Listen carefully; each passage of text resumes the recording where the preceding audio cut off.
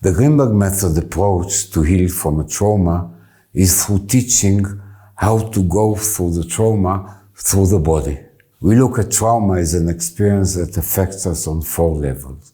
It affects the way we think, concentrate, talk, express ourselves. It affects the way we breathe and love and be in the world and do what we do. It affects our emotions and it affects our body and sensuality.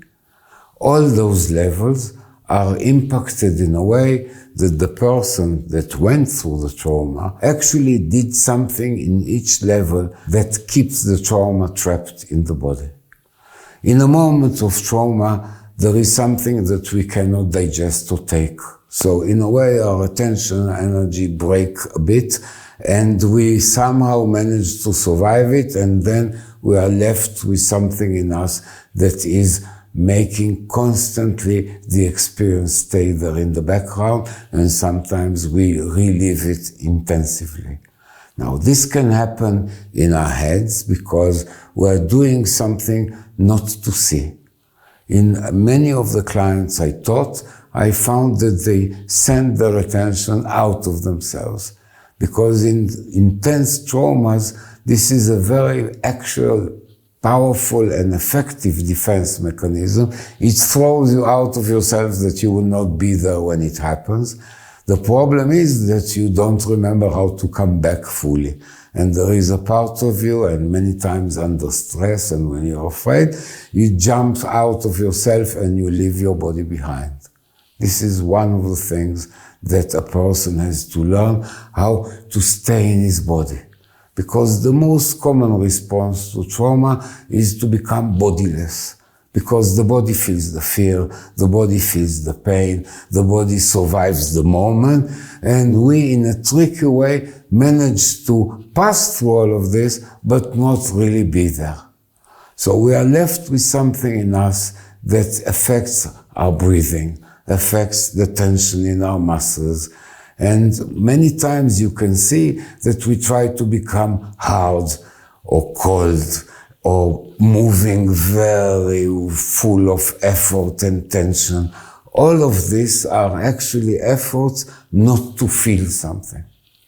You see, we learned from childhood that fear is a terrible enemy, and every trauma contains fear or terror in large quantities. And when this is intense in us, we contract our belly, and we stop breathing, and we make immense effort that this energy will not overtake us. In a way, we are more afraid of the fear than what actually is happening around us, since we never learned to deal with fear. So when the fear is so intense, we actually send our body into a kind of shock, we disappear from our attention, and we leave our belly very contracted and with a very strong aversion to more fear. So when you're trying to heal from trauma, you have to learn to become silent. You have to learn to relax muscles intentionally. And there are many muscles that, unless they are touched, you never notice that they are contracted, because only when they are touched you'll feel how painful they are. You see, we get used to be less of ourselves and very tense and very much reducing ourselves. And since we got used to it, we don't see that we can learn to come out of it and become healthy and strong again. When fear is allowed to move in the body, and the process focuses very much, because to learn to allow fear, you have to breathe well, you have to be silent, you have to relax your belly, you have to be very physical, and you have to trust. You have to trust that your fear will not kill you. You have to trust the person that teaches you to be afraid, and you have to trust your body that can take that. Now, to trust already builds a foundation for healing from trauma. Because after trauma, many times we lose our confidence, we lose the trust in ourselves, the trust in our own power, because we couldn't avoid the trauma. So this, back to the body, learning to relax, learning to have the pain in a way that I can breathe in it, relax in it, and agree to really feel it, creates a situation where the sharpness, the hardness of the trauma starts to be rounder. And you start to be able to relax in places you didn't know you were contracting before.